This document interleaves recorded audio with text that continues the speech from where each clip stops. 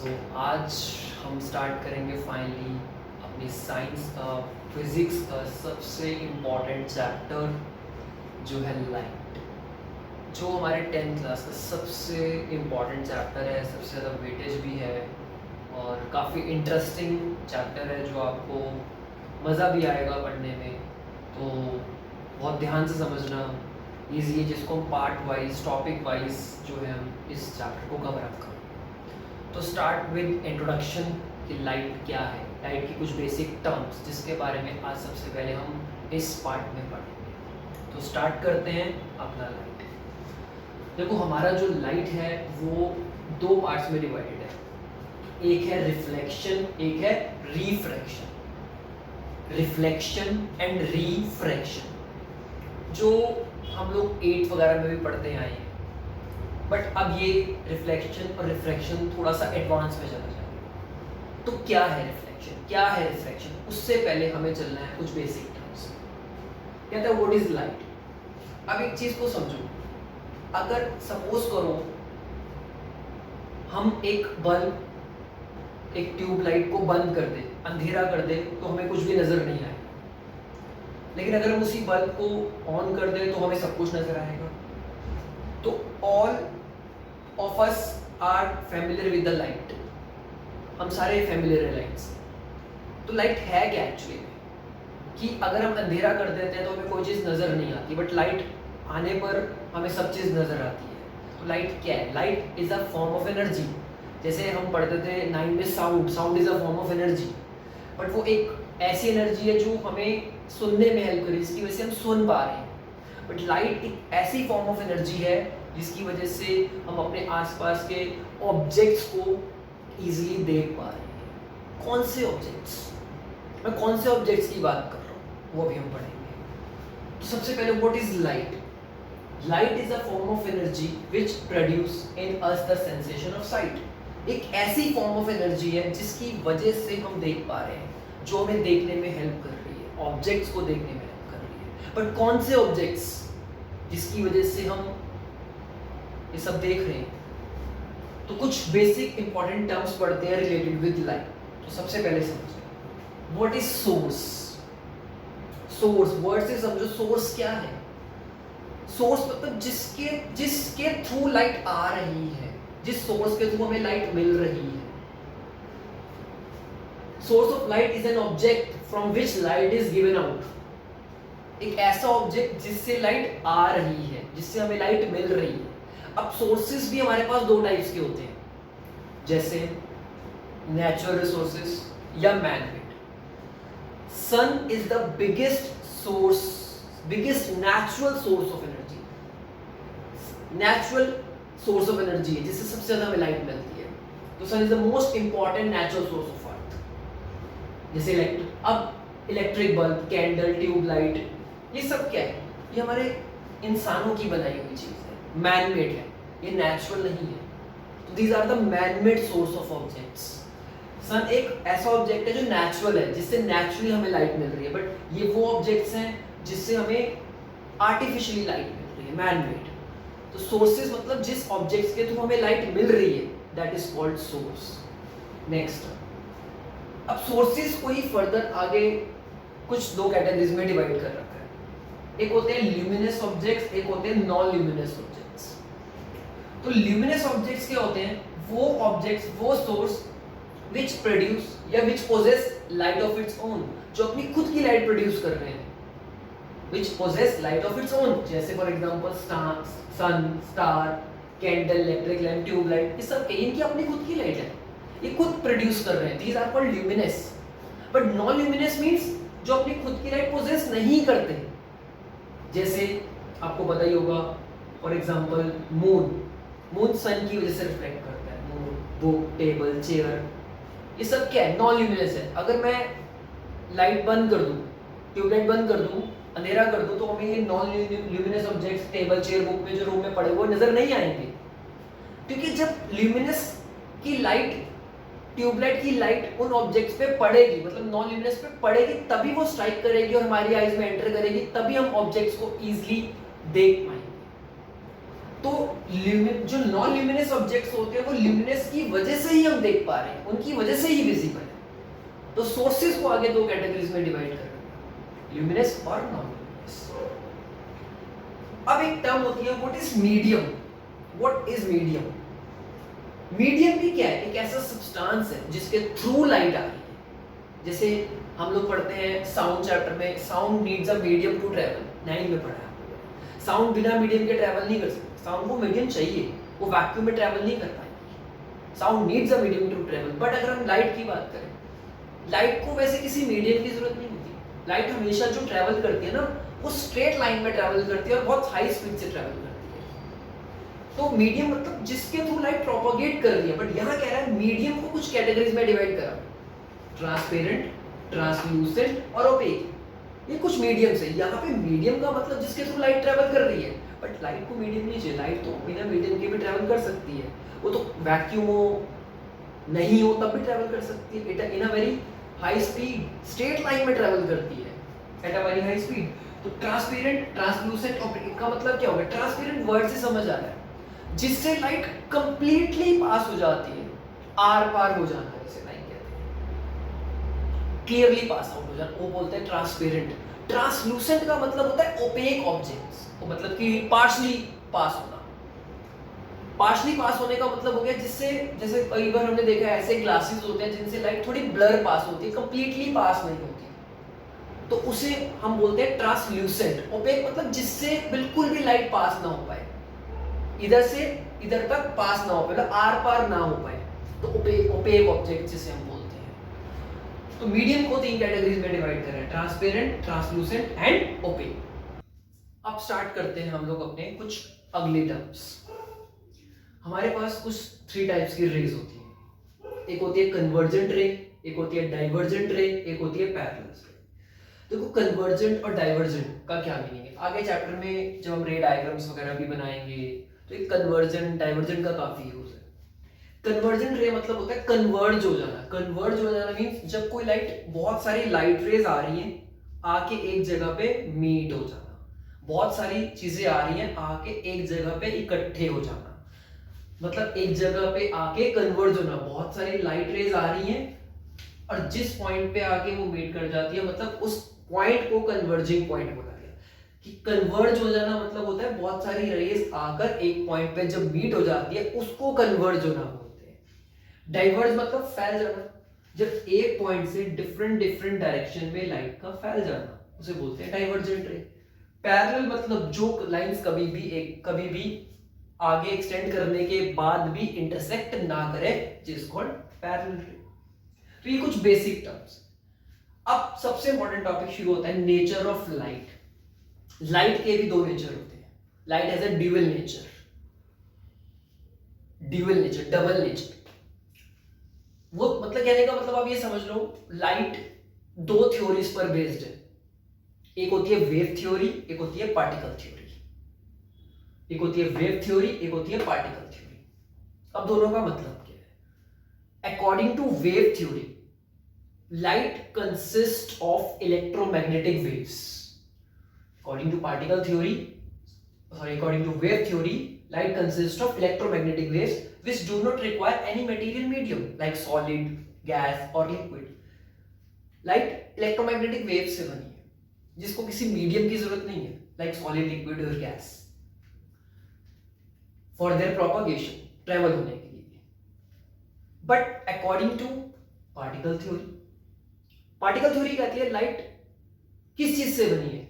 Consist of particles, कुछ ऐसे particle से मिलके बनी है which travel in a straight line at a very high speed. तो according to wave theory, these are consist of electromagnetic waves.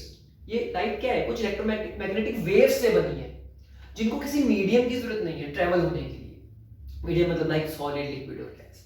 दूसरा, according to particle theory, light जो है कुछ पार्टिकल से मिलके बनी है एंड जो पार्टिकल्स एक स्ट्रेट लाइन में बहुत हाई स्पीड से ट्रेवल करते हैं। तो हमारे एयर में जो लाइट की स्पीड होती है वो होती है 3 × 10⁸ metre per second. Speed of light in air में या वैक्यूम में, एक्चुअली वैक्यूम में और एयर में लाइट की स्पीड में बहुत नेग्लिजिबल सा डिफरेंस है। इसलिए एयर में या लाइट की जो या वैक्यूम में जो लाइट की स्पीड ली गई है वो 3 × 10 की पावर 8 मीटर पर सेकेंड ली गई।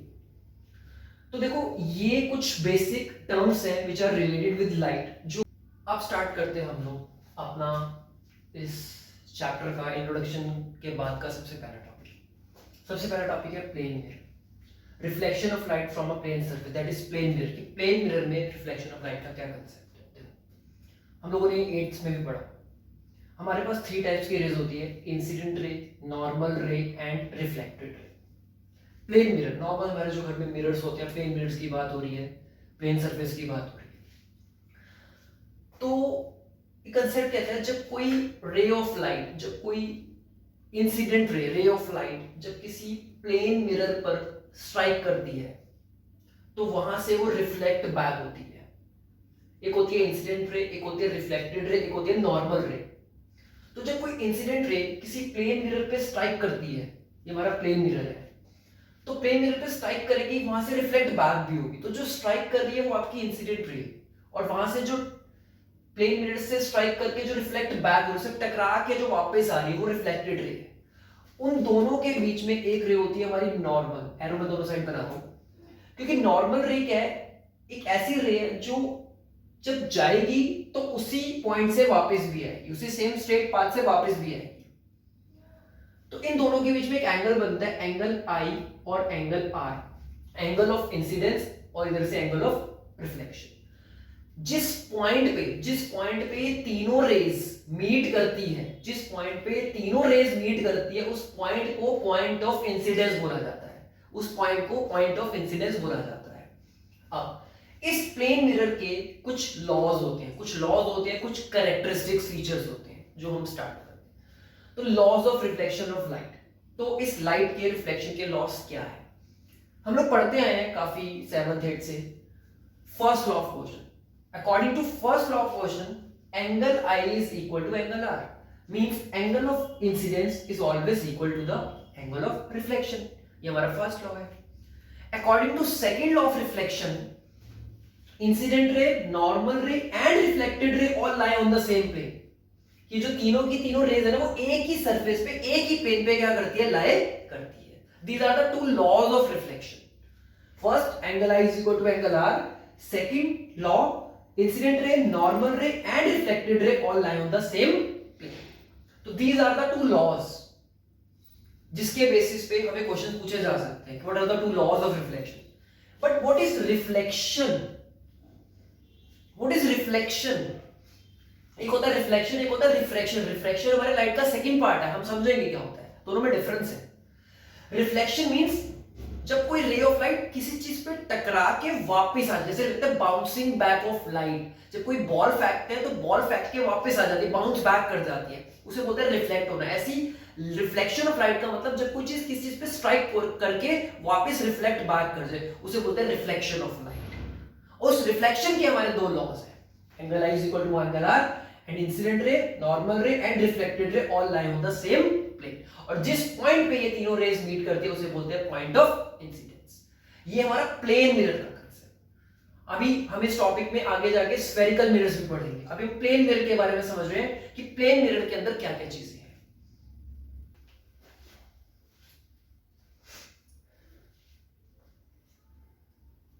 अब स्टार्ट करते हैं हमारी प्लेन मिरर की कुछ कैरेक्टरिस्टिक फीचर्स होते हैं। क्या होते हैं उसको समझो। सबसे पहले प्लेन मिरर में जितनी भी इमेजेस बनती है, फर्स्ट पॉइंट, प्लेन मिरर में जितनी भी इमेजेस बनती हैं वो वर्चुअल एंड इरेक्ट होती है। चलो उससे पहले हम कुछ रियल इमेजेस और वर्चुअल इमेजेस के बारे में पढ़ते हैं। हमारे पास दो टाइप्स की इमेजेस होती है, एक होती है रियल, एक होती है वर्चुअल। ये बहुत इंपॉर्टेंट टॉपिक है, रियल और वर्चुअल के बारे में आपको पता होना चाहिए। देखो जो इमेजेस स्क्रीन पे बनती है, which images which can be obtained on a screen, जैसे cinema screens, projector, TV screens, जो स्क्रीन्स पे इमेजेस बनती है उन्हें हम रियल इमेजेस बोलते हैं। Virtual images can not be obtained on a screen. जैसे जो मिरर्स में हम अपने जो इमेजेस देखते हैं घर में, वो होती है वर्चुअल। ये डिफरेंस होता है। तो जो इमेजेस स्क्रीन पर बनती है वो रियल है, जो स्क्रीन पर नहीं बनती वो वर्चुअल है। सेकंड पॉइंट, जितनी भी रियल इमेजेस होती है वो ऑलवेज इन्वर्टेड होती है। इन्वर्टेड मतलब उल्टी बनती है। और वर्चुअल इमेजेस हमेशा सीधी बनती है, इरेक्ट बनती है, सीधी बनती है। तो ये रियल और वर्चुअल में क्या है डिफरेंस है, जो हम आगे जाके काफी कंसेप्ट में यूज करेंगे। तो कहते हैं प्लेन मिरर में जितनी भी इमेजेस बनती है ना वो वर्चुअल और इरेक्ट बनती है। पहला point, same size as the object बनती है, मतलब जितने ऑब्जेक्ट का साइज होगा इमेज का साइज भी होगा। जैसे आप मिरर के आप आगे खड़े होते हो तो आप ऑब्जेक्ट हो, तो जो आपकी इमेज बन रही है उसका साइज भी तो सेम होता है ना, वो कोई छोटी या बड़ी थोड़ी, उसकी हाइट छोटी बड़ी थोड़ी हो जाती है। तो जितना ऑब्जेक्ट का साइज होता है इमेज साइज भी सेम होता है। Same distance as the object distance, मतलब जितना मिरर से ऑब्जेक्ट डिस्टेंस है इमेज का डिस्टेंस भी उतना ही होगा। अब ऐसे समझो, मान लो आपके पास एक ये मिरर है, अगर मिरर यहां से मान लो 5 सेंटीमीटर के डिस्टेंस पर खड़ा है ऑब्जेक्ट, तो जो हमारी इमेज बनेगी ना वो भी 5 सेंटीमीटर के डिस्टेंस पर ही बनेगी। एक चीज का ध्यान रखना कि मैंने पीछे क्यों बनाई है, क्योंकि जो इमेज बनती है ना वो हमेशा बिहाइंड द मिरर बनती है। वर्चुअल और इरेक्ट का जो मतलब होता है ना वो बिहाइंड द मिरर होता है। वर्चुअल इरेक्ट का मतलब जो होता है वो बिहाइंड द मिरर होता है। इस लाइट चैप्टर के अंदर क्या चीज ध्यान रखनी है, हमेशा याद रखना, चाहे वो स्फेरिकल मिरर हो चाहे प्लेन मिरर हो, जब आगे जाके हम पढ़ेंगे behind the mirror, behind the mirror मतलब राइट साइड। यहाँ पे लेफ्ट और राइट से चीजों को समझना। राइट साइड जो मिरर का जो राइट साइड होता है ना वो बिहाइंड द मिरर होता है, और जितनी भी इमेजेस बनती है बिहाइंड द मिरर उसे बोलते हैं वर्चुअल एंड इरेक्ट। तो ऐसा समझो वर्चुअल एंड इरेक्ट जितनी भी इमेजेस बनती है वो हमेशा मिरर के बिहाइंड पे बनती है। बिहाइंड मतलब राइट साइड पे बनती है, इतनी बात याद रखना। तो जितना ऑब्जेक्ट डिस्टेंस होगा इमेज डिस्टेंस भी उतना ही होगा, जितना ऑब्जेक्ट का साइज होगा इमेज का साइज भी वही होगा। सबसे important point, laterally inverted, lateral inversion बोलते हैं। जैसे हम देखो, जब हम मिरर के आगे खड़े होके अपना लेफ्ट हैंड रेस करते हैं तो जो इमेज बनती है वो उसका राइट होता है, साइड चेंज हो जाती है। जैसे एम्बुलेंस के ऊपर उल्टा लिखा होता है, एम्बुलेंस उल्टा लिखा होता है, जब उसको आगे हम मिरर से देखते हैं तो वो सीधा नजर आता है। ये जो साइड चेंजेस हो रही है ना, इस साइड चेंजेस के कंसेप्ट को लेटरली इन्वर्टेड या लेटरल इन्वर्जन बोलते हैं। इसलिए प्लेन मिरर में जितनी भी इमेजेस बनती है ना वो लेटरली इन्वर्टेड बनती है। एक चीज का ध्यान रखना, प्लेन मिरर में कभी भी ये रियल इमेजेस, रियल और इन्वर्टेड इमेजेस नहीं बनती। प्लेन मिरर में हमेशा जो इमेज बनती है वो वर्चुअल और इरेक्ट इमेज ही बनती है। वर्चुअल इरेक्ट का मतलब होता है बिहाइंड द मिरर, मतलब राइट साइड पर ही बनती है। ये प्लेन मिरर की कुछ कैरेक्टरिस्टिक्स है जो फिक्स्ड है। Virtual and erect same size बनता है, सेम डिस्टेंस पे बनता है, लेटरल इन्वर्टेड बनती है। वर्चुअल और इरेक्ट का मतलब होता है बिहाइंड द मिरर, मतलब right side of the mirror. Plane mirror में कभी भी रियल और इन्वर्टेड इमेज नहीं बनती, वो हमेशा वर्चुअल और इरेक्ट इमेज ही फॉर्म्ड करता है। इस चीजों को ध्यान रखना, ये हमारी कुछ प्लेन मिरर की कैरेक्टरिस्टिक्स हैं। और रियल इमेज और वर्चुअल इमेज में क्या डिफरेंस है ये चीज क्लियर करना। तो ये हमारे चैप्टर का एक पार्ट था, इंट्रोडक्शन, कि हमने क्या पढ़ा। दूसरा प्लेन मिरर के बारे में पढ़ा कि प्लेन मिरर में जो इमेजेस बनती है वो क्या बनती है। तो इस चीज को पहले अच्छे से अपना रिवाइज करो, इसको समझो, और इस चीज को समझने के बाद एक बार एनसीईआरटी से अपनी फर्स्ट 2 पेजेस है हमारे एनसीईआरटी के, एक बार उनको अच्छे से रीड आउट करो और ज्यादा आपको क्लियर होगा। बाकी जो टॉपिक है अब वो हम नेक्स्ट पार्ट में कवर करेंगे। नेक्स्ट टॉपिक हमारा नेक्स्ट पार्ट में कवर होगा, और वो हम जब नेक्स्ट पार्ट में आएंगे वो आएगा हमारा नेक्स्ट टॉपिक स्फेरिकल मिरर, जो इस चैप्टर का सबसे इंपॉर्टेंट पार्ट होगा, which is covered in next part.